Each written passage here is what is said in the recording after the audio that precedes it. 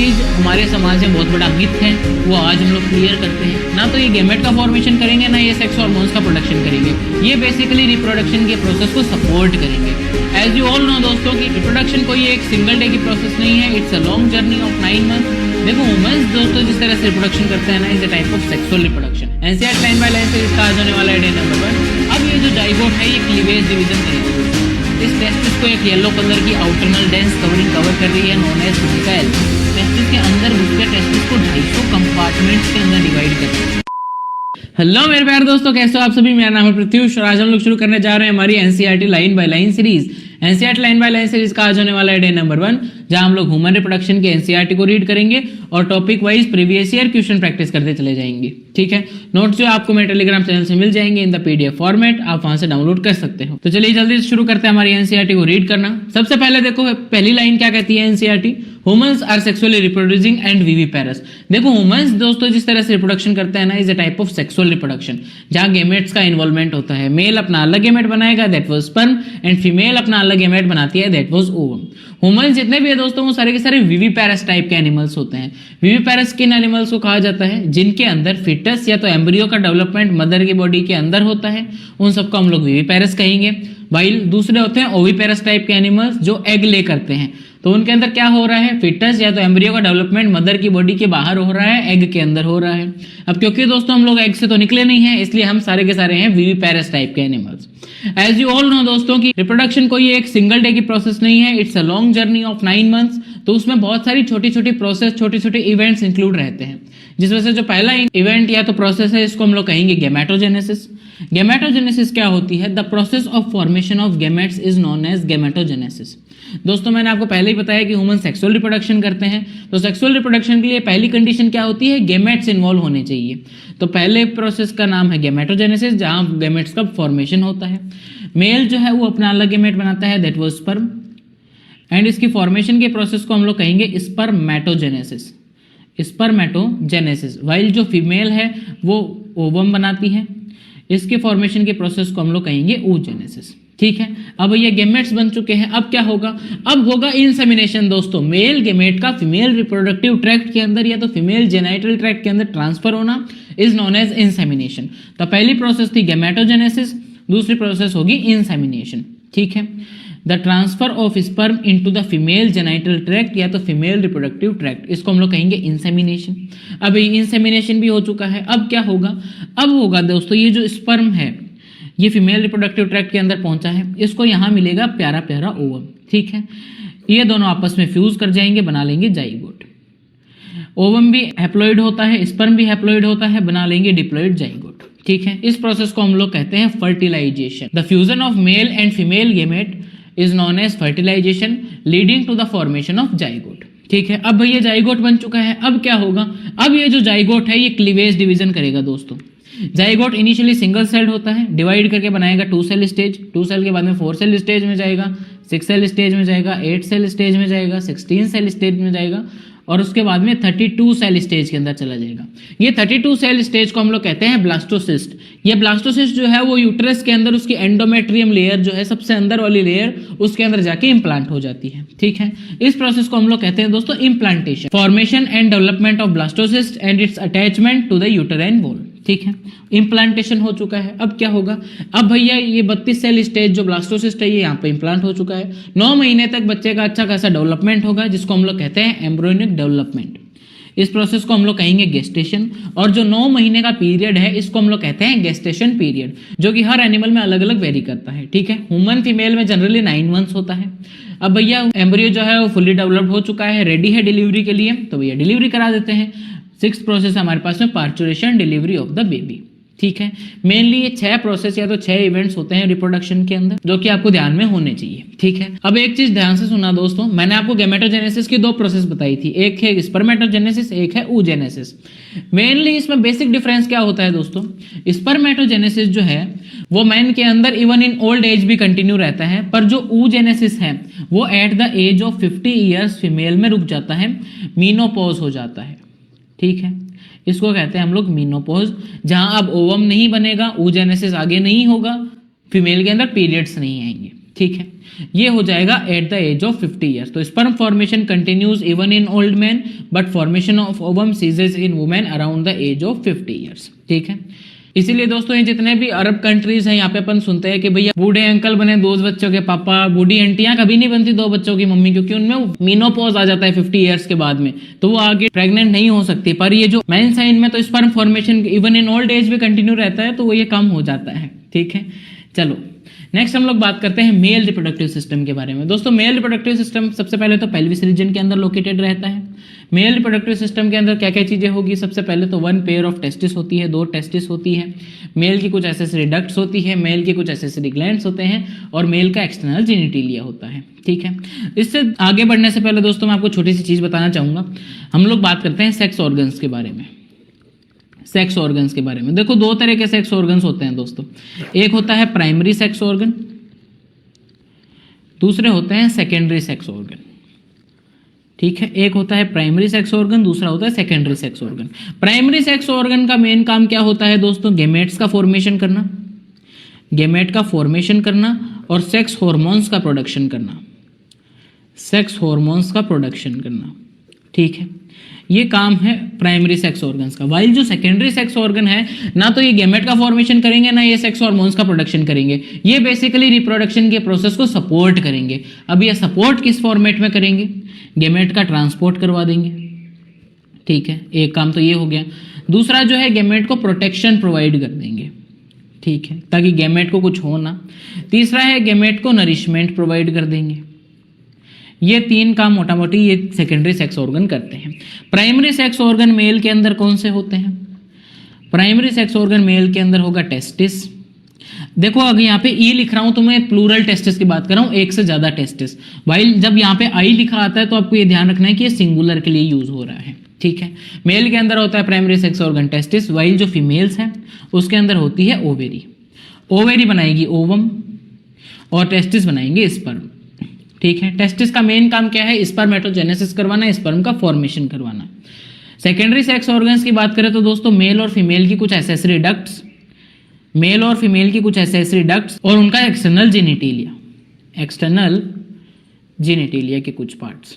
ठीक है, ये इंक्लूड रहते हैं सेकेंडरी सेक्स ऑर्गन में। एक तीसरी छोटी सी बात और देखते हैं दोस्तों, सेकेंडरी सेक्सुअल कैरेक्टर किनको बोलते हैं? सेकेंडरी सेक्सुअल कैरेक्टर उन फिजिकल ट्रेट्स को बोला जाता है दोस्तों जो आफ्टर प्यूबर्टी ग्रोथ करती है, जैसे ब्रेस्ट का एनलार्जमेंट होना, ब्रेस्ट का एनलार्जमेंट होना वुमेन्स के अंदर सेकेंडरी सेक्सुअल कैरेक्टर है। वॉइस की डीपनिंग होना सेकेंडरी सेक्सुअल कैरेक्टर है। प्यूबिक हेयर्स की ग्रोथ होना सेकेंडरी सेक्सुअल कैरेक्टर है। कईयों में एंगर इश्यूज चालू हो गए होंगे, थोड़ी थोड़ी बातों में वो लोग चिढ़ जाते हैं, वो भी एक सेकेंडरी सेक्सुअल कैरेक्टर का ही पार्ट है। ठीक है, चलो नेक्स्ट अब हम लोग बात करते हैं टेस्टिस के बारे में, मेल के प्राइमरी सेक्स ऑर्गन के बारे में। टेस्टिस सबसे पहले तो ओवल शेप की होती है, लेंथ होगी इसकी 4 to 5 सेंटीमीटर और जो विड्थ होगी वो होगी 2 to 3 सेंटीमीटर। ठीक है, टेस्टिस जो है उसका फॉर्मेशन कहाँ होता है दोस्तों? फॉर्मेशन होता है टेस्टिस का एब्डोमेन के अंदर। पर during 7th month of pregnancy testis को गर्मी लगने लग जाती है अंदर, और वो तो बोलती है भैया हमसे तो स्पर्मेटोजेनेसिस नहीं हो पाएगा, और टेस्टिस का मेन काम ही स्पर्मेटोजेनेसिस करवाना है, तो भैया इससे तो कैसे काम चलेगा? तो बॉडी ने इसका एक सोल्यूशन निकाला कि इसको बॉडी से बाहर ही निकाल दो। तो during 7th month of pregnancy testis को ट्रांसफर कर दिया जाता है from abdomen to a pouch like structure known as scrotum. ठीक है, तो एट बर्थ आपको टेस्टिस कहाँ मिलेगी? स्क्रोटम के अंदर मिलेगी, यहाँ आपकी दोनों टेस्टिस प्रेजेंट होगी। ठीक है, जिस कैनाल के थ्रू टेस्टिस का ट्रांसफर होता है फ्रॉम एब्डोमेन टू स्क्रोटम, उस कैनाल को हम लोग बोलते हैं इंग्विनल कैनाल। ये है वो इंग्विनल कैनाल। ठीक है, यस। अब देखो पैराग्राफ को पढ़ना शुरू करते हैं। क्या कहता है paragraph? The testis are situated outside the abdominal cavity with in a pouch called scrotum. The scrotum helps in maintaining the low temperature of the testis 2 to 2.5 degree centigrade than the normal internal body temperature necessary for spermatogenesis. भैया 2 से 2.5 degree temperature जो है वो scrotum का कम रहेगा from the normal body temperature. क्यों कम रह रहा है दोस्तों? ताकि स्पर्म फॉर्मेशन हो सके, स्पर्मेटोजेनेसिस हो सके। अगर स्पर्म का फॉर्मेशन नहीं होगा तो फिर टेस्टिस क्या काम की भी। ठीक है, तो टेस्टिस का फॉर्मेशन अगर आप ध्यान दो तो एब्डोमेन में हो रहा है, पर टेस्टिस एट बर्थ कहां प्रेजेंट है? स्क्रोटम के अंदर। ठीक है दोस्तों, in adults each testis is oval in shape. भैया टेस्टिस की शेप ओवल शेप की होती है with A length of 4 to 5 centimetre and width होती है 2 to 3 सेंटीमीटर। टेस्टिस जो है ना दोस्तों एक टेस्टिस जो है ये आउटरनली एक डेंस कवरिंग से कवर्ड रहती है, जिसको हम लोग बोलते हैं ट्यूनिका एल्बुजिनिया। ट्यूनिका एल्बुजिनिया ये टेस्टिस को बाहर से तो कवर करती है, टेस्टिस के अंदर घुस के टेस्टिस को 250 कंपार्टमेंट्स के अंदर डिवाइड कर देती है। ठीक है, ये है वो कंपार्टमेंट्स, इनको हम लोग बोलेंगे टेस्टिकुलर लोब्यूल्स। ठीक है, टेस्टिकुलर लोब्यूल्स, इनके अंदर 1 to 3 highly coiled structures present होती है नोन एज सेमिनिफेरस ट्यूब्यूल। ठीक है, एनसीईआरटी में क्या लिखा है देखो, the testis is covered by A dense covering. देखो ट्यूनिका एल्बुजिनिया डेंस कवरिंग है, अगर इसको लूज कवरिंग कर देंगे तो गलत हो जाएगा मामला। ठीक है, तो ट्यूनिका एल्बुजिनिया एक डेंस कवरिंग है जो टेस्टिस को बाहर से कवर करती है और अंदर घुस के 250 कंपार्टमेंट्स में डिवाइड कर देती है, जिनको हम लोग बोलेंगे टेस्टिकुलर लोब्यूल्स। ठीक है, एक टेस्टिस के अंदर कितने कंपार्टमेंट है? 250, दोनों मिला के कितने हो जाएंगे? 500 कंपार्टमेंट। तो ये चीज और ध्यान रखना कि कितनी टेस्टिस का पूछ रहा है, अगर दोनों का पूछ रहा है तो 500 करेक्ट आंसर होगा, और अगर एक का पूछ रहा है तो 250। ठीक है, चलो नेक्स्ट अब हम लोग बात करते हैं टेस्टिकुलर लोब्यूल के इंटरनल स्ट्रक्चर के बारे में। देखो ये है कुछ हमारा टेस्टिकुलर लोब्यूल। ठीक है, ये कुछ है टेस्टिकुलर लोब्यूल। इस टेस्टिकुलर लोब्यूल्स के अंदर 1 to 3 highly coiled structure present होती है सेमिनिफेरस ट्यूब्यूल। ये है सेमिनिफेरस ट्यूब्यूल। ठीक है, सेमिनिफेरस ट्यूब्यूल। अब कईयों के दिमाग में आ रहा होगा अरे यार ये तो कोइल्ड है ही नहीं, तो दोस्तों ये हाईली कोइल्ड है, इसको हम लोग इस पार्ट से देख रहे हैं तो ये तो गोली दिखेगी ना। ठीक है, सेमिनिफेरस ट्यूब्यूल को मेनली 2 तरह के सेल्स लाइन करते हैं। पहले होते हैं सिंपल क्यूबॉइडल सेल्स, या तो इनको मेल जर्म सेल्स भी कहते हैं, मेल जर्म सेल्स, या तो स्पर्मेटोगोनिया, स्पर्मेटोगोनिया। ठीक है, इनका काम होता है मेनली स्पर्मेटोजेनेसिस करवाना, स्पर्मेटोजेनेसिस करवाना, स्पर्म का फॉर्मेशन करवाना। तो स्पर्मेटोजेनेसिस बेसिकली कहाँ हो रहा है? टेस्टिस के अंदर हो रहा है। टेस्टिस में भी प्रिसाइजली कहाँ हो रहा है? सेमिनिफेरस ट्यूब्यूल के अंदर। ठीक है, वाइल दूसरे तरह के सेल्स होते हैं कोलिमिनार सेल्स, जिनको हम लोग सर्टोली सेल्स भी कहते हैं। सर्टोली सेल्स, सर्टोली सेल्स का मेन काम क्या है? ये न्यूट्रिशन प्रोवाइड करती है। ठीक है, तो इसको हम लोग नर्स सेल भी कहते हैं, न्यूट्रिशन प्रोवाइड करती है। दूसरा काम होता है इसका फेगोसाइटोसिस। न्यूट्रिशन किसको प्रोवाइड करेगी? स्पर्म और मेल जर्म सेल्स को। दूसरा काम होता है फेगोसाइटोसिस। एबनॉर्मल और वीक स्पर्म को सर्टोली सेल्स खा भी जाएगी, उनका फेगोसाइटोसिस कर देगी। तीसरा होता है इनहिबिन हार्मोन को भी सिक्रीट करती है, इनहिबिन हार्मोन को भी ये सिक्रीट करेगी। चौथा काम होता है ये कुछ फैक्टर्स भी सिक्रीट करती है जो कि मदद करते हैं स्पर्मेटोजेनेसिस की प्रोसेस के अंदर। ठीक है, तो सम फैक्टर्स फॉर स्पर्मेटोजेनेसिस। ठीक है, बेसिकली ये 4 काम है। अब देखो ये जो सेमिनिफेरस ट्यूब्यूल है, इसके बाहर वाला पार्ट जो है इसको हम लोग कहते हैं इंटरस्टिशियल स्पेस, इंटरस्टिशियल स्पेस। इस इंटरस्टिशियल स्पेस के अंदर क्या क्या चीजें होंगी? सबसे पहले तो स्मॉल ब्लड वेसल्स प्रेजेंट होगी, कुछ लीडिंग सेल्स प्रेजेंट होंगे। ये जो आपको सेल्स दिख रहे हैं इसको हम लोग बोलते हैं लीडिंग सेल, लीडिंग सेल्स। ठीक है, या तो ये इंटरस्टिशियल स्पेस में प्रेजेंट है तो इनको हम लोग इंटरस्टिशियल सेल्स भी कह देते हैं, इंटरस्टिशियल सेल्स। ठीक है, तो कुछ स्मॉल ब्लड वेसल्स प्रेजेंट है, लीडिंग सेल्स या तो इंटरस्टिशियल सेल्स प्रेजेंट है, और कुछ इम्यूनोलॉजिकल कंपिटेंट सेल्स भी इसके अंदर प्रेजेंट रहते हैं। ठीक है, इंटरस्टिशियल सेल्स या तो लीडिंग सेल्स का मेन काम क्या है? ये सिंथेसिस और सिक्रीशन करता है एक टेस्टिकुलर हार्मोन का नोन एज एंड्रोजन। ठीक है दोस्तों, तो चलिए पढ़ना शुरू करते हैं। ईच लोब्यूल कंटेन, अब देखो टेस्टिकुलर लोब्यूल के अंदर की बात हो रही है। Each lobule contains 1 to 3 highly coiled structures known as seminiferous tubule. बिल्कुल सही बात है दोस्तों, in which sperms are produced. Each seminiferous tubule is lined on its inside by 2 types of cells. पहले है मेल जर्म सेल्स, इनको हम लोग स्पर्मेटोगोनिया भी कहते हैं। दूसरे है Sertoli cells. The male germ cells undergo meiotic division finally leading to the sperm formation. देखो जो मेल जर्म सेल्स है दोस्तों, स्पर्मेटोगोनिया, वो आगे डिवाइड करता है प्राइमरी स्पर्मेटोसाइट के अंदर, उसके बाद में सेकेंडरी स्पर्मेटोसाइट, स्पर्मेटिड, और लास्ट में स्पर्म का फॉर्मेशन कर देता है। ठीक है दोस्तों, वाइल जो सर्टोली सेल्स है वो प्रोवाइड करेंगे nutrition to the germ cells. The region outside the seminiferous tubule is called interstitial space, contains small blood vessels. अब इंटरस्टिशियल स्पेस के अंदर क्या क्या होंगे? स्मॉल ब्लड वेसल्स होगी, इंटरस्टिशियल सेल्स या तो हम लोग लीडिंग सेल्स कहते हैं वो होंगे, और कुछ इम्यूनोलॉजिकली कंपिटेंट सेल्स भी होंगे। ठीक है, Leydig cells synthesise and secrete testicular hormones called androgen. ठीक है, चलो इतना क्लियर है। ये एनसीईआरटी का डायरेक्ट डायग्राम है दोस्तों, देख लेना। चलो नेक्स्ट हम लोग बात करते हैं PYQ की AAPMT 2012। The Leydig cells found in the human body are the secretory source of. Leydig cells किस चीज को सिक्रेट करते हैं दोस्तों? टेस्टिकुलर हॉर्मोन्स को सिक्रेट करते हैं, नोन एज एंड्रोजन्स। तो प्रोजेस्टेरोन गलत, इंटरस्टिशियल म्यूकस गलत, ग्लूकागोन गलत, एंड्रोजन्स। चलो नेक्स्ट हम लोग बात करते हैं मेल की कुछ एसेसरी डक्ट्स के बारे में दोस्तों। Male accessory ducts. अब ये मेल एसेसरी डक्ट में क्या क्या चीजें होती हैं देखो, ये है हमारे पास में एक टेस्टिस। इस टेस्टिस को एक येलो कलर की आउटरनल डेंस कवरिंग कवर कर रही है, नोन एज ट्यूनिका एल्बुजिनिया। ठीक है, ये ट्यूनिका एल्बुजिनिया इसको 250 कंपार्टमेंट में डिवाइड कर देगी। इसको हम लोग कहेंगे टेस्टिक्युलर लोब्यूल। ठीक है, एक टेस्टिकुलर लोब्यूल के अंदर 1 2 3 हाईली कोइल्ड स्ट्रक्चर्स प्रेजेंट है, नोन एज सेमिनिफेरस ट्यूब्यूल। ठीक है, अब ये सेमिनिफेरस ट्यूब्यूल बनाएगी स्पर्म। ये सारी की सारी सेमिनिफेरस ट्यूब्यूल्स स्पर्म को बना के इस नेटवर्क लाइक स्ट्रक्चर में ट्रांसफर कर देगी, नोन एज रेटिटेस्टिस। ये रेटिटेस्टिस जो है वो फर्दर स्पर्म को ट्रांसपोर्ट करेंगे एपिडिडाइमिस के अंदर through this tube like structures. ये 10 से 12 होगी, जिनको हम लोग कहेंगे वासा एफरेंशिया, जो कि स्पर्म को कैरी करेगी from rete testis to epididymis. Epididymis में स्पर्म आ जाएगा, एपिडिडाइमिस में होगा स्पर्म का फंक्शनल मैच्योरेशन और स्टोरेज। ठीक है, सारी डक्ट जो है वो स्पर्म का ट्रांसपोर्ट करवा रही है, पर सिंगल एक एपिडिडाइमिस ऐसी डक्ट है जो स्पर्म को स्टोर भी कर सकती है। ठीक है दोस्तों, एपिडिडाइमिस जो है वो फर्दर स्पर्म का ट्रांसपोर्ट करेगी इन वॉस डिफरेंस। ठीक है दोस्तों, ये हमारे पास में होता है वॉस डिफरेंस। ये वॉस डिफरेंस जो है वो यूराइनरी ब्लैडर के ऊपर से लूप होता है, और यूराइनरी ब्लैडर के ऊपर से इस तरह से देखो, ये जो वास डिफरेंस है, ये जो वॉस डिफरेंस है ये यूराइनरी ब्लैडर के ऊपर से लूप हो रहा है। यहाँ इसको मिलता है सेमिनल वेसिकल। सेमिनल वेसिकल और वास डिफरेंस दोनों मिलेंगे और बनाएंगे इजैकुलेटरी डक्ट। इजैकुलेटरी डक्ट बना के फाइनली ये यूरेथ्रा में खुल जाएगी।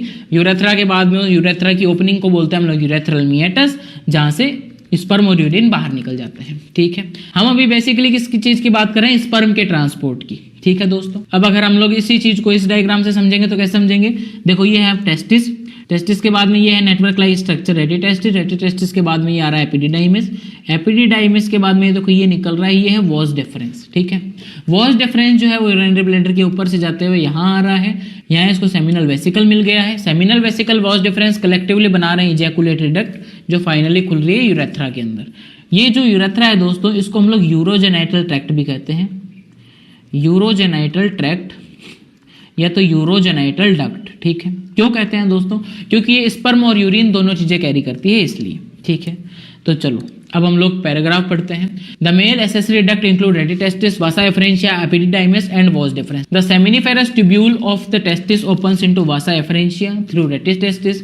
The vasa efferentia leave the testis and opens into epididymis located on the posterior surface of each testis. ये ध्यान रखना दोस्तों, वो एपिडिडाइमिस की क्या लोकेशन है? Posterior surface of each testis. ठीक है, the epididymis leads to vas deferens that ascends to the abdomen and loops over the urinary bladder. It receives a duct from seminal vesicle and opens into urethra as ejaculatory duct. समझ आ गई बात? These ducts store and transport the sperm from testis to the outside through urethra. ठीक है, the urethra originates from the urinary bladder. ये main line है। Urethra कहां से originate होती है दोस्तों? यूराइनरी ब्लैडर से ओरिजिनेट होती है। Yes, the urethra originates from the urinary bladder and extend through penis. Penis male का रिप्रोडक्टिव ऑर्गन होता है, to its external opening called urethral meatus. Urethral meatus urethra की ओपनिंग होती है जहां से स्पर्म और यूरिन दोनों बाहर निकल जाते हैं। ठीक है, अब इस पैराग्राफ से दोस्तों एक चीज बड़ी पूछी जाती है, स्पर्म का पाथवे। स्पर्म पाथवे क्या हो गया है दोस्तों? स्पर्म पाथवे, सबसे पहले तो स्पर्मेटोजेनेसिस यानी कि स्पर्म का फॉर्मेशन कहाँ हुआ? सेमिनिफेरस ट्यूब्यूल के अंदर। सेमिनिफेरस ट्यूब्यूल के बाद में नेटवर्क लाइक स्ट्रक्चर रेटिटेस्टिस में गया। रेटिटेस्टिस से वासा एफरेंशिया ने ट्रांसपोर्ट किया स्पर्म को रेटिटेस्टिस से एपिडिडाइमिस के अंदर। तो वासा एफरेंशिया या तो इसको हम लोग इफरेंट डक्ट्यूल्स भी कहते हैं, इफरेंट डक्ट्यूल्स। ठीक है, वासा एफरेंशिया फर्दर स्पर्म को ट्रांसपोर्ट करेगा एपिडिडाइमिस के अंदर, जहां स्पर्म का फंक्शनल मैच्योरेशन हो जाएगा और स्पर्म का स्टोरेज हो जाएगा। एपिडिडाइमिस के बाद में स्पर्म ट्रांसपोर्ट होगा वास डिफरेंस के अंदर। वास डिफरेंस सेमिनल वेसिकल दोनों मिलकर बनाएंगे इजैकुलेटरी डक्ट। इजैकुलेटरी डक्ट खुल जाएगी यूरेथ्रा के अंदर, यूरेथ्रा के बाद में यूरेथ्रल मिएटस और बाद में बाहर स्पर्म आउट। ठीक है, चलो नेक्स्ट हम लोग बात करते हैं पेनिस के बारे में, मेल के कुछ एक्सटर्नल जेनिटेलिया के बारे में। The penis is the male external genitalia. It is made up of some special tissues that help in erection of the penis to facilitate insemination. दोस्तों पेनिस जो है उसके पास में कुछ स्पेशल टिश्यूज होते हैं जो कि पेनिस के इरेक्शन में मदद करते हैं। पेनिस को इरेक्ट कराने की क्या जरूरत पड़ गई है भैया? ताकि इंसेमिनेशन अच्छे से हो सके, स्पर्म का जो ट्रांसफर है वो फीमेल रिप्रोडक्टिव ट्रैक्ट के अंदर अच्छे से हो जाए। अब ये जो एनलार्ज एंड आप देख रहे हो पेनिस का, इसको हम लोग कहते हैं ग्लांस पेनिस। ग्लांस पेनिस एक लूज फोल्ड ऑफ स्किन की मदद से कवर्ड रहेगा, जिसको हम लोग फोर स्किन या तो प्रीप्यूस भी बोलते हैं। ठीक है, कई रिलीजन में जो है इसको हटाया भी जाता है, इज नोन एज सर्कमसीजन। ठीक है, सर्कमसीजन एक ऐसी प्रोसेस है जिसमें प्रीप्यूस को हटा दिया जाता है, loose fold of skin, foreskin को रिमूव कर दिया जाता है। ठीक है, अब हम लोग बातें करते हैं मेल की कुछ एसेसरी ग्लैंड्स के बारे में। दोस्तों देखो, मेल के पास में टोटल 3 एसेसरी ग्लैंड्स होती है। ठीक है, 3 एसेसरी ग्लैंड्स है। कौन कौन सी है? एक सेमिनल वेसिकल पेयर्ड होगी, दूसरी होती है प्रोस्टेट ग्लैंड जो कि सिंगल होती है, थर्ड होती है बल्बोयूरेथ्रल ग्लैंड या तो काउपर ग्लैंड, ये भी पेयर्ड होती है। ठीक है, सेमिनल वेसिकल का मेन काम क्या है? फ्रक्टोज का सिक्रीशन करना, प्रोस्टाग्लैंडिन्स का सिक्रीशन करना और कुछ सर्टेन एंजाइम्स का सिक्रीशन करना। प्रोस्टेट ग्लैंड जो है उसका काम क्या है? कैल्शियम का सिक्रीशन करना और कुछ सर्टेन एंजाइम्स का सिक्रीशन करना। वहीं जो बल्बोयूरेथ्रल ग्लैंड या तो काउपर ग्लैंड है, इसका मेन काम होता है पेनिस को ल्यूब्रिकेट करना। ठीक है दोस्तों, तो आओ पैराग्राफ में आते हैं। The male accessory glands include paired seminal vesicle, 2 seminal vesicle होंगे, एक प्रोस्टेट ग्लैंड होगा और पेयर्ड बल्बोयूरेथ्रल ग्लैंड या तो काउपर ग्लैंड पेयर्ड होगी। Secretions of these gland constitute the seminal plasma which is rich in fructose, calcium and certain enzymes. दोस्तों एक बात सोचो, जब आप पेनिस से स्पर्म को बाहर निकालते हो तो पेनिस से क्या निकलता है? सिर्फ स्पर्म निकलते हैं, सेमिनल प्लाज्मा निकलता है या दोनों चीजें निकलती हैं? तो दोस्तों दोनों चीजें निकलती हैं, जिसको हम लोग कलेक्टिवली सीमन कह देते हैं। ठीक है, सीमन का मतलब क्या है? सेमिनल प्लाज्मा प्लस का स्पर्म्स। ठीक है, सेमिनल प्लाज्मा क्या है? तीनों ग्लैंड्स का सिक्रीशन, सेमिनल वेसिकल का भी इसमें सिक्रीशन होगा, बल्बोयूरेथ्रल ग्लैंड का भी इसमें सिक्रीशन होगा और प्रोस्टेट ग्लैंड का भी इसमें सिक्रीशन होगा। ठीक है, और स्पर्म जो है वो तो आ ही रहे हैं सामने से, दोनों मिलके है और आगे बाहर निकल जाएंगे। ठीक है, सेमिनल प्लाज्मा किस चीज के अंदर रिच होगा? क्या क्या होगा सेमिनल प्लाज्मा के अंदर? देखो, seminal plasma is rich in fructose जो कि सेमिनल वेसिकल बना रहा है, कैल्शियम प्रोस्टेट ग्लैंड बना रही है और दोनों को सर्टेन एंजाइम्स तो बना ही रहे हैं। ठीक है, फ्रक्टोज दोस्तों एक ऐसा एंजाइम है जो पूरी बॉडी में सिर्फ सेमिनल वेसिकल ही बनाता है और कोई भी ग्लैंड या तो कोई भी चीज हमारी बॉडी में फ्रक्टोज का सिक्रीशन नहीं करती। ठीक है, the secretion of bulbourethral gland are also helps in the lubrication of penis, और बल्बोयूरेथ्रल ग्लैंड का सिक्रीशन ल्यूब्रिकेशन ऑफ पेनिस के अंदर मदद करेगा। ठीक है दोस्तों, चलो नीट 2019 PYQ आ गया है फिर से। नीट 2019, तो select the correct sequence for transport of sperm cells in the male reproductive system. Sperm का पाथवे पूछ रहा है दोस्तों। क्या होता है? सेमिनिफेरस ट्यूब्यूल में स्पर्म बनेगा, उसके बाद में नेटवर्क लाइक स्ट्रक्चर रेटिटेस्टिस में आ जाएगा, रेटिटेस्टिस के बाद में इस एपिडिडाइमिस में जाएगा with the help of Vasa efferentia, 10 से 12 ट्यूब्स होती हैं। एपिडिडाइमिस में जो है फंक्शनल मैच्योरेशन होगा, स्पर्म का स्टोरेज होगा। एपिडिडाइमिस के बाद में स्पर्म ट्रांसपोर्ट हो जाएगा वॉस डेफरेंस के अंदर। वॉस डेफरेंस जो है वो सेमिनल वेसिकल से एक डक्ट रिसीव करेगा, दोनों मिलकर बनाएंगे इजैकुलेटरी डक्ट। इजैकुलेटरी डक्ट आगे खुल जाएगी यूरेथ्रा के अंदर, यूरेथ्रा आगे जाकर के यूरेथ्रल मिएटस उसकी ओपनिंग है, वहां से दोनों बाहर निकल जाएंगे। तो देख लो ऐसा कोई ऑप्शन है कि आपके पास में? Seminiferous tubule, rete testis, vasa efferentia, epididymis, vas deferens, ejaculatory duct, urethra, urethral meatus. Option A is correct. Seminiferous tubule के बाद में वासा एफरेंशिया, नहीं दोस्त। टेस्टिस, एपिडिडाइमिस, गलत। Testis, option A is correct. ठीक है, चलो NEET 2014, the shared terminal duct of the reproductive and urinary system in human male. भाई ऐसी कौन सी डक्ट है जो रिप्रोडक्टिव सिस्टम भी शेयर करता है और यूराइनरी सिस्टम भी शेयर करता है? एक ही डक्ट है जिसको हम लोग यूरोजेनाइटल डक्ट भी कहते हैं, urogenital duct known as urethra. Option A is correct. चलो AIPMT 2009, seminal plasma in human is rich in. Seminal plasma किसके अंदर भैया? फ्रक्टोज के अंदर, कैल्शियम के अंदर और दोनों के कुछ सर्टेन एंजाइम्स के अंदर। ठीक है, fructose and calcium but has no enzyme. भैया एंजाइम तो होंगे ही। Glucose and certain enzyme, glucose कहां से आ गया? Fructose, calcium and certain enzymes. C AIPMT 2011 क्या कह रहा है? If for some reason the vasa efferentia in the human reproductive system get blocked the gametes will not be transported from. भाई एक कोई रीजन है जिसकी वजह से वासा एफरेंशिया या तो इफरेंट डक्ट्यूल जो है वो ब्लॉक हो गए हैं, तो भैया स्पर्म या तो गेमेट का ट्रांसफर कहाँ से कहाँ नहीं होगा। वासा एफरेंशिया में स्पर्म कहाँ से आ रहे थे? रेटिटेस्टिस से आ रहे थे। कहाँ जा रहे थे? एपिडिडाइमिस के अंदर जा रहे थे। अब ये रास्ता हो गया ब्लॉक, तो कहाँ से कहाँ नहीं जाएंगे? रेटिटेस्टिस से एपिडिडाइमिस नहीं जाएंगे। देख लो, testis to epididymis, epididymis to vas deferens, ovary to uterus, vagina to uterus. Option A is correct. चलो नेक्स्ट हम लोग बात करते हैं फीमेल रिप्रोडक्टिव सिस्टम के बारे में। फीमेल रिप्रोडक्टिव सिस्टम के अंदर क्या क्या चीजें होती है? सबसे पहले तो 1 पेयर ऑफ ओवेरी, 2 ओवेरी होगी। मेल के पास में भी 2 टेस्टिस थे along with a pair of दोस्तों 2 है, ओविडक्ट, यूटेरस। अब यहाँ पे यूटेरस 2 नहीं है, सर्विक्स भी 2 नहीं है, वेजाइना भी 2 नहीं है, सिर्फ ओविडक्ट 2 है। ठीक है, uterus, cervix, vagina and the external genitalia. ठीक है, located in the pelvic region, ये पेल्विक रीजन के अंदर लोकेटेड है। These part of the system along with a pair of mammary glands are integrated structurally and functionally to support the process of ovulation.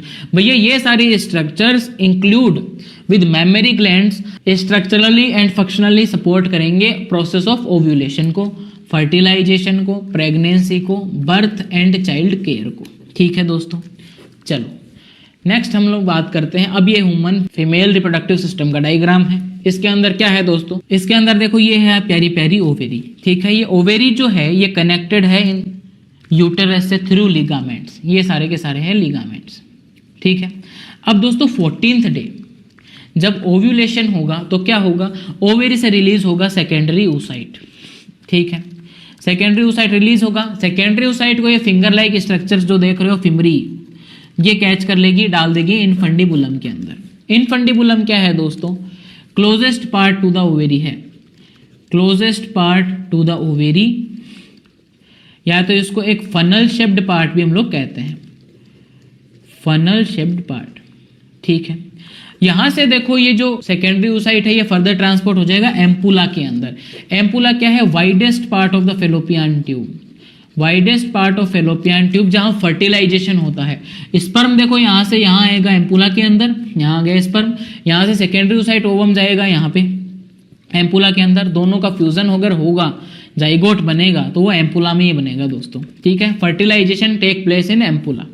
अब भैया अगर zygote बन गया तो वो फर्दर आगे ट्रांसपोर्ट होगा इस्थमस के अंदर, जो कि है last part of fallopian tube, last part of fallopian tube. तो भाई फेलोपियन ट्यूब के टोटल कितने पार्ट हो गए? 3 पार्ट हो गए।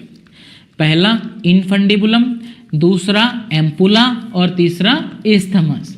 ठीक है दोस्तों, अब देखो ये जो वी शेप देख रहे हो मामला, ये है यूटेरस। ठीक है, और ये है इसकी यूटेराइन कैविटी। यूटेरस को टोटल 3 वॉल लाइन करती है। कौन कौन सी? सबसे बाहर वाली होगी पेरीमेट्रियम, अंदर वाली होगी मायोमेट्रियम और उसके अंदर वाली होगी एंडोमेट्रियम। मायोमेट्रियम में during delivery of the baby strong contractions होंगे जो बेबी को पुश करेंगे आगे की तरफ, वेजाइना की तरफ। वाइल जो एंडोमेट्रियम है उसमें साइक्लिक चेंजेस आएंगे, यानी कि जब फीमेल के पीरियड्स आएंगे तो ये लेयर शेड होके बाहर निकल जाएगी। ठीक है दोस्तों, ऐसा कैसा सेम मामला ये वाला इधर के साइड भी होता है, ये भी ओवेरी है, इधर भी फिम्बरी वगैरह सारा मामला है। ठीक है, चलो अब देखो यूटेरस जो है वो एक नैरो पार्ट में आगे खुलता है नोन एज सर्विक्स। उसके बाद में होती है सर्विकल कैनाल, सर्विकल कैनाल आगे जाकर के खुलती है वेजाइना के अंदर। ठीक है, चलो ovaries are the primary female sex organ that produce the female gamete ovum. भैया ओवेरी फीमेल के प्राइमरी सेक्स ऑर्गन है जो कि ओवम बनाती है और सेवरल स्टेरॉइड हार्मोन भी बनाती है, जिसको हम लोग ओवेरियन हार्मोन भी कहते हैं। ठीक है, ovaries are located 1 on each side of the lower abdomen. Each ovary is about 2 to 4 centimetre in length. एक ओवेरी जो है वो 2 से 4 सेंटीमीटर होगी लेंथ के अंदर। पेल्विक वॉल और यूट्रस से कनेक्टेड रहेगी थ्रू लिगामेंट्स। ठीक है, each ovary is covered by a thin epithelium which encloses the ovarian stroma. Ovary जो है वो एक थिन एपिथेलियम से कवर्ड रहती है जो कि ओवेरियन स्ट्रोमा को कवर करते हैं। स्ट्रोमा जो है वो 2 तरह के जोन में डिवाइड होता है, एक पेरिफेरल कॉर्टेक्स, एक इनर मेडुला। ठीक है दोस्तों, चलो द ओविडक्ट फेलोपियन ट्यूब जो है uterus and vagina constitute the female accessory duct. भाई मेल में कौन कौन से एक्सेसरी डक्ट थे, रेटिटेस्टिस, एपिडिडाइमिस, बासा एफरेंशिया, वास डिफरेंस, ये सारे।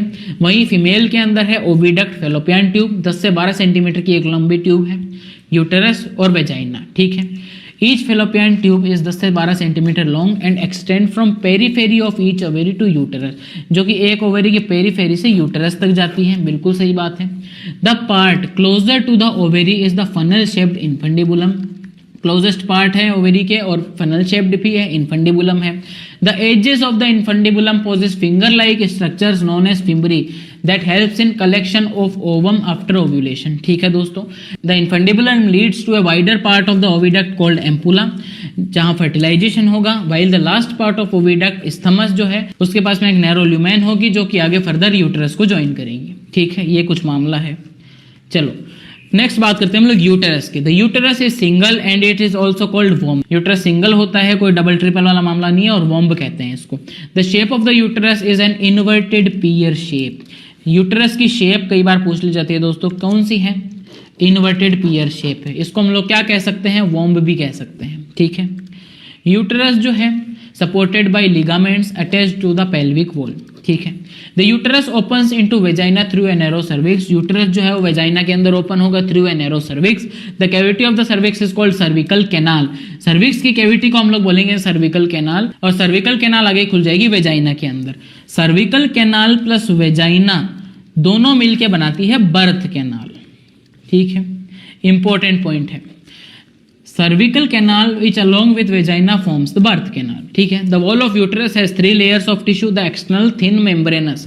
देखो पेरीमेट्रियम जो है वो कौन सी लेयर है? मेम्ब्रेनस लेयर है, ठीक है, थिन मेम्ब्रेन्स की बनी है। मिडल लेयर जो है वो मस्कुलर है, स्मूथ मसल्स की बनी है, मायोमेट्रियम। वाइल जो इनर लेयर है वो ग्लैंडुलर है, ग्लैंड्स प्रेजेंट होते हैं इसके अंदर। एंडोमेट्रियम है, सिक्रेटरी नेचर की होती है, ठीक है। The endometrium undergoes cyclic changes during menstrual cycle, while the myometrium exhibits strong contraction during delivery of the baby। जो endometrium है वो during menstrual cycle shed होके बाहर गिर जाएगी, while जो myometrium है उसके अंदर strong contraction आएंगे during delivery of the baby, ठीक है दोस्तों। चलो नीट 2024 क्या कह रहा है? NEET 2024 which of the following is not a component of fallopian tube. इसमें से कौन सा पार्ट फेलोपियन ट्यूब का कंपोनेंट नहीं है दोस्तों? फेलोपियन ट्यूब के तो 3 ही कंपोनेंट थे, इन्फंडिबुलम, एम्पुला, स्थमस। इसमें से देख लो यूटेराइन फंडस ही नहीं है। चलो नेक्स्ट अब हम लोग बात करते हैं फीमेल एक्सटर्नल जेनेटेलिया के बारे में। फीमेल एक्सटर्नल जेनेटेलिया के अंदर क्या क्या चीजें होती है दोस्तों? सबसे पहले तो mons pubis, labia majora, labia minora, hymen and clitoris. ये 5 चीजें होती है फीमेल एक्सटर्नल जेनेटेलिया के अंदर, ठीक है दोस्तों। अब देखो मेल के अंदर जैसे यूराइनरी सिस्टम और रिप्रोडक्टिव सिस्टम दोनों एक ही डक्ट शेयर कर रहे थे, इसमें फीमेल्स में वैसा नहीं होता। फीमेल के अंदर 3 ओपनिंग्स होती है, एक एनस जहां से फीसेस बाहर निकलती है, उसके बाद में एक होती है वेजाइनल ओपनिंग जो कि रिप्रोडक्टिव ओपनिंग होती है, और उसके ऊपर होती है यूरेथ्रल ओपनिंग, ठीक है दोस्तों। अब देखो ये कुछ फीमेल एक्सटर्नल जेनेटेलिया का डायग्राम है, जहां पे ये जो पहला पार्ट है नोन एज मोन्स प्यूबिस, ये कवर्ड है प्यूबिक हेयर से और स्किन की मदद से। मोन्स प्यूबिस क्या चीज है दोस्तों?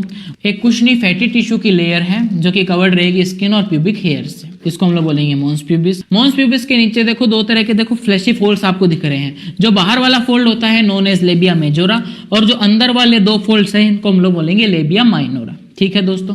जो लेबिया मेजोरा है are fleshy folds of tissue which extends down from the mons pubis and surround the vaginal opening, ठीक है। जो लेबिया मेजोरा है वो मोन्स प्यूबिक से नीचे से एक्सटेंड होगा और वेजाइनल ओपनिंग को कवर करेगा, वाइल जो लेबिया माइनोरा है वो पेयर्ड फोल्ड्स होते हैं अंडर द लेबिया मेजोरा, ठीक है। लेबिया मेजोरा सिंगल है, लेबिया माइनोरा पेयर्ड होता है, ठीक है। Opening of vagina is often covered by a partial membrane called hymen, ठीक है। जो वेजाइना की ओपनिंग है वो पार्शियली कवर्ड रहेगी एक थिन मेम्ब्रेन से जिसको हम लोग हाइमन बोलते हैं। उसके ऊपर जो यूरेथ्रा की ओपनिंग है उसके जस्ट ऊपर एक tiny finger like structure present होती है जिसको हम लोग कहेंगे क्लाइटोरिस। क्लाइटोरिस को बेसिकली सेक्सुअल ड्राइव का एक्सपीरियंस होता है, ठीक है। क्लाइटोरिस कहाँ प्रेजेंट है? At the upper junction of 2 labia minora, ठीक है। देखो ये है, देखो ये है वेजाइनल ओपनिंग, ये है यूरेथ्रल ओपनिंग। इनको 2 फोल्ड्स कवर कर रहे हैं, पेयर्ड फोल्ड्स हैं, ये होते हैं लेबिया माइनोरा। उसके बाद में एक बड़ा फोल्ड और कवर करता है, इसको बोलते हैं लेबिया मेजोरा। ठीक है, अब ये दो लेबिया माइनोरा के अपर जंक्शन पे एक tiny finger like structure present होती है, इसको हम लोग कह रहे हैं क्लाइटोरिस, जिसको मेनली सेक्सुअल ड्राइव का एक्सपीरियंस होगा। ठीक है दोस्तों, एक चीज हमारे समाज में बहुत बड़ा मिथ है, वो आज हम लोग क्लियर करते हैं। हाइमन जो है दोस्तों, उसको कई लोग जो है वो सेक्सुअल एक्सपीरियंस का एक रिलायबल इंडिकेटर मानते हैं, जो कि साफ साफ गलत बात है दोस्तों। हाइमन जो है वो generally during first coitus rupture हो जाती है, पर कई ऐसी वुमेन्स भी है जिनमें आफ्टर फर्स्ट कोइटस भी ये परसिस्ट करती है, टूटती नहीं है। कुछ ऐसे भी वुमेन्स है दोस्तों जो एक्टिव पार्टिसिपेट करती है स्पोर्ट्स में, लाइक हॉर्स राइडिंग, साइकिलिंग, उनके अंदर स्पोर्ट्स एक्टिविटीज की वजह से हाइमन रप्चर हो जाती है। कई बार सडन फॉल की वजह से हाइमन रप्चर हो जाती है। कई बार जो फीमेल्स है वो वेजाइनल टैम्पॉन यूज करती है, उसकी वजह से भी हाइमन रप्चर हो जाती है। तो हाइमन को आज से सेक्सुअल ड्राइव या तो वर्जिनिटी का रिलायबल इंडिकेटर मानना गलत बात है। चलो नेक्स्ट PYQ है रीनीट 2024। पहला मोस्ट प्यूबिस क्या चीज है दोस्तों? फैटी कुशनी एक लेयर है जो कि कवर्ड रहेगी स्किन से और प्यूबिक हेयर से। क्लाइटोरिस तो ए का कौन सा हो गया? सेकंड हो गया। ए का सेकंड दो में है, बी और सी को काट दो। क्लाइटोरिस क्या है? एक टिनी फिंगर लाइक स्ट्रक्चर है above the labia minora. B का थर्ड दोनों में ही है। हाइमन से देखो, हाइमन क्या है? एक मेम्ब्रेन है जो कि पार्शियली वेजाइना को कवर करती है। Fleshy folds of tissue, a thin membrane. C का हो गया फोर्थ, सी का फोर्थ एक में ही है, ऑप्शन ए इज करेक्ट। चलो नीट 2024 क्या कह रहा है? स्टेटमेंट वाइज क्वेश्चन है दोस्तों। स्टेटमेंट पहला है द प्रेजेंस और absence of hymen is not a reliable indicator of virginity, बिल्कुल सही बात है दोस्तों। सेकंड स्टेटमेंट क्या कह रहा है? The hymen is torn during first coitus only, ये बिल्कुल गलत बात है। तो statement first is correct and statement second is incorrect, C is correct. चलो नेक्स्ट हम लोग बात करते हैं दोस्तों फीमेल की मेमोरी ग्लैंड्स के बारे में। A functional mammary gland is a characteristics of all female mammals, बिल्कुल सही बात है दोस्तों। फंक्शनल मेमोरी ग्लैंड सारे फीमेल मेमल्स का एक कैरेक्टरिस्टिक्स है। Mammary glands are paired structure, paired है, इसको हम लोग ब्रेस्ट भी कहते हैं, that contain glandular tissue and variable amount of fat. तो भैया ब्रेस्ट में मेनली क्या दो चीजें प्रेजेंट है? एक तो ग्लैंडुलर टिश्यू और दूसरा फैट। ठीक है, दो ही चीजें प्रेजेंट है। The glandular tissue of each breast is divided into 15 से 20 memory lobe containing clusters of cells called alveoli.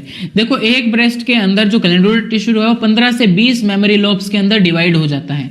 तो दोनों के अंदर कितना हो गया? 30 से 40। ठीक है, दोनों ब्रेस्ट के अंदर, एक ब्रेस्ट की बात हो रही है तो 15 से 20 मेमोरी लोब्स। ठीक है, तो glandular tissue of each breast divide कर चुका है 15 to 20 मेमोरी लोब्स के अंदर। यह होती है कुछ दोस्तों ऐसी मेमोरी लोब्स। ठीक है, इस तरह से इनके अंदर कुछ क्लस्टर्स ऑफ सेल्स प्रेजेंट होते हैं, सेल्स के क्लस्टर्स प्रेजेंट होते हैं जिनको हम लोग बोलते हैं एल्वेलाई। ठीक है, जिनके अंदर मिल्क का फॉर्मेशन होता है, मिल्क फॉर्मेशन।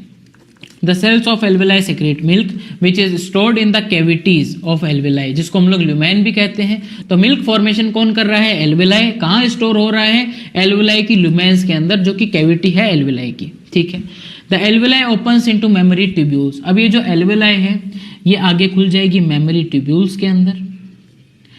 मेमोरी ट्यूब्यूल्स के अंदर हर एल्वेलाई अपनी मेमोरी ट्यूब्यूल में खुलेगी। बहुत सारी मेमोरी ट्यूब्यूल्स जो है वो मिलके खुलेगी मेमोरी डक्ट के अंदर। मेमोरी डक्ट आगे जाकर के खुल जाएगा एक wider part known as ampulla, जहां मिल्क स्टोर हो जाएगा। उसके बाद में मिल्क ट्रांसपोर्ट होगा लैक्टिफेरस डक्ट के अंदर। लैक्टिफेरस डक्ट के बाद में निप्पल के थ्रू मिल्क बाहर निकल जाएगा। ठीक है, निप्पल के बाद में मिल्क सक्ड आउट। ठीक है दोस्तों, तो the alveoli open into mammary tubules, the tubules of each lobe join to form a mammary duct, several mammary duct join to form a wider mammary ampulla which is connected to the lactiferous duct and opens at the nipple from where the milk is expressed during breast feeding. ठीक है दोस्तों, तो milk का pathway क्या आ गया है? इधर से मिल्क का पाथवे क्या आ गया है? मिल्क पाथवे हो गया है सबसे पहले तो मेमोरी लोब्स, मेमोरी लोब्स के बाद में एल्वेलाई जहां मिल्क बना, एल्वेलाई के बाद में मेमोरी ट्यूब्यूल्स, मेमोरी ट्यूब्यूल्स के बाद में मेमोरी डक्ट, मेमोरी डक्ट, उसके बाद में मेमोरी एम्पुला। बहुत सारी मेमोरी डक्ट मिलके मेमोरी एम्पुला में खुल जाएगी, वाइडेस्ट पार्ट है। एम्पुला जो है वो फर्दर आगे खुलेगा लैक्टिफेरस डक्ट के अंदर, लैक्टिफेरस डक्ट के अंदर, जहाँ से मिल्क जो है वो बाहर निकल जाएगा, मिल्क सक्ड आउट। ठीक है दोस्तों, अब देखो ये जो ब्रेस्ट है इसके पीछे की तरफ एक मसल होती है known as pectoralis major muscle. ठीक है, कई बार ये कई वुमेन्स में ज़्यादा डेवलप्ड होती है तो उनके ब्रेस्ट का साइज भी ज़्यादा होता है, कईयों में कम डेवलप्ड होती है तो उनके ब्रेस्ट का साइज कम होता है। दूसरा डिपेंड करता है फैट के ऊपर। ठीक है, वेरिएबल अमाउंट ऑफ फैट है, कईयों में फैट कम होगा तो उनके ब्रेस्ट की साइज कम होगी, कईयों में फैट ज़्यादा होता है तो उनके ब्रेस्ट की साइज भी ज़्यादा होती है। ठीक है दोस्तों, चलो re NEET 2024, re NEET 2024 arrange the following parts in the human mammary gland traversing the route of milk ejection. भैया मिल्क इजेक्शन का रूट क्या है? सबसे पहले देखो मिल्क बना कहाँ? मेमोरी एल्वुलाई के अंदर, एल्वुलाई के अंदर बना। एल्वुलाई बहुत सारी मिल्कें खुली है मेमोरी ट्यूब्यूल्स के अंदर, मेमोरी ट्यूब्यूल खुलेगी मेमोरी डक्ट, मेमोरी डक्ट के बाद में एम्पुला, उसके बाद में लैक्टिफेरस डक्ट। तो पहला मेमोरी एल्वुलाई सी से शुरू हो रहा है, सी के बाद में दूसरा नंबर मेमोरी ट्यूब्यूल, तीसरा नंबर ए कहाँ है? Only 1, C is correct. चलो चलिए जी, हमारा आज का पार्ट 1 रहा कंप्लीट। हम लोगों ने अच्छे खासे आज PYQ सोल्व किए, अच्छे से हम लोगों ने NCERT को रीड किया। आप लोग और ज़्यादा रिवाइज करो। मिलते हैं पार्ट 2 में।